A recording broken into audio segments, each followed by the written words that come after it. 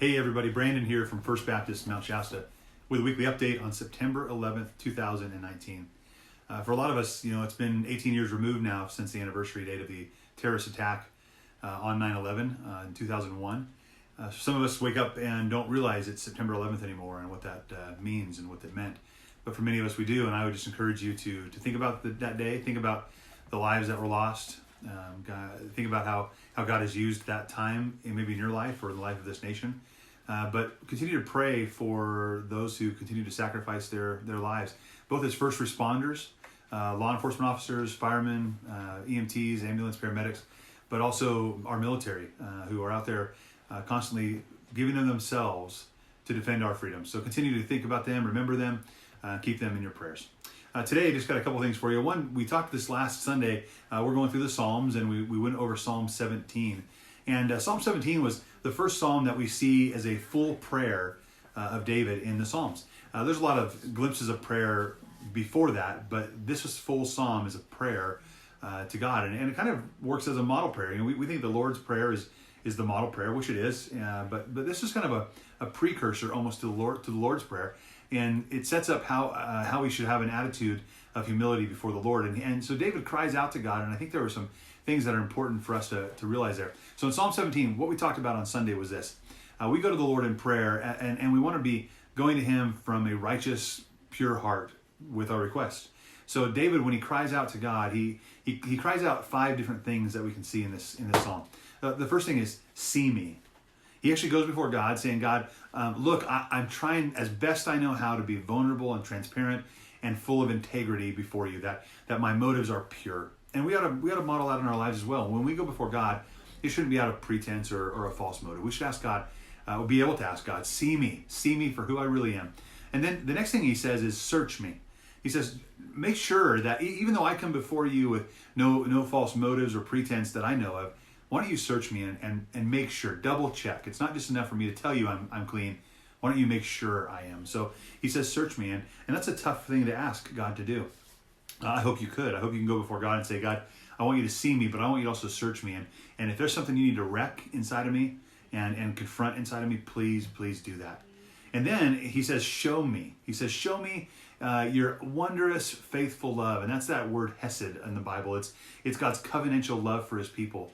And he's saying, despite who I am and the sin in my own life, God, show me your faithful love. Show me your enduring love. Show me the love that will continue to pursue me and lead me and guide me, and a love that endures in my relationship with you. Show me that faithful love that you have. And then he goes on from show me, he says, save me. That enduring faithful love is not just a love that says, I love you. It's a love that is active. And God's faithful, enduring love led Jesus to the cross so that you would have life and that I could have life through our faith in Christ. And so when he says save me, he is saying, God, you are the only one that can save. So save me. And certainly David in this psalm is surrounded by his enemy and certainly wanting physical deliverance. But he also knows that there's something deeper than physical deliverance. There's something more secure than physical deliverance. That's eternal deliverance. That's spiritual deliverance. That God would save us and rescue us and that he would take care of our soul. And the final thing he says after he says save me is, he says, satisfy me. See, he has a heart change and a knowledge of who God is and what's the most important thing. Even when his enemies are around him, he has almost a change of heart about what they'll get or what they won't get. And I want you to listen to this in the scriptures. So Psalm chapter 17, and it says in verse 14, with your hand, Lord, save me from men of the world whose portion is this life. You, God, fill their bellies with what you have in store. Their sons are satisfied, and they leave their surplus to their children. And here's verse 15. Here's his statement of faith and trust in God. And granted, he's saying, those in the world who are all against me, they're going to have their fill. They're going to get exactly what they want, because what they want is the world. So God, you're going to give that to them.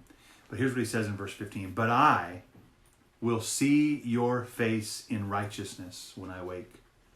I will be satisfied with your presence. See, satisfaction in the Lord does not come when our enemies are handed over to us. Satisfaction ultimately comes in the Lord because he is our satisfaction. So my prayer is that you when you go to God and you start to pray, that you would go to him as that child whom he loves, and that you would be totally satisfied in him. The last thing today is just a reminder about our Team Kid, Kids in Discipleship. That starts next Wednesday night, September 18th, here at the church. It's from 6 p.m. to 7:30. We have activities for all ages.